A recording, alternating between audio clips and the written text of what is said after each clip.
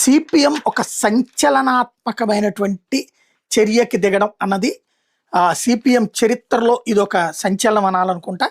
ఎందుకంటే సిపిఎం ఒక త్రిసభ్య కమిటీ వేసిందట.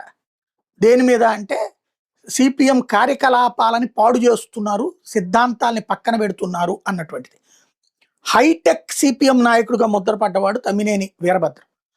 అంతకుముందు సిపిఎం కార్యాలయాలంటే ఒక ప్రభుత్వ కార్యాలయాలాగా ఉంటాయి. ఒక ఆఫీసు, ఒక ఇట్లా కూర్చుని ఉంటే ఈ పక్కన ఒక బల్ల, ఒక కుర్చీ, అక్కడ పార్టీ నాయకుడు కూర్చుని ఉంటారు. లేకపోతే ఒక రూమ్లో వాళ్ళు కూర్చుని ఉంటారు. మిగతాది బయట ఒక లైబ్రరీ లాగా ఉంటుంది. పేపర్లు అందరూ చదువుకుంటారు, కూర్చుంటారు, పిచ్చాపాటి మాట్లాడుకుంటారు, అప్పుడప్పుడు చిన్నపాటి సభలు పెట్టుకుంటారు. ఇవన్నీ నడుస్తుంటుంది. అట్లాంటి దాన్ని ఒక హైటెక్ బిల్డింగ్ కట్టిన మొట్టమొదటిది తెలుగుదేశం, వైసీపీలు, కాంగ్రెస్ల కంటే ముందు హైటెక్ కార్యాలయాన్ని కట్టినోడు తమ్మినేని వీరభద్రం. బాగా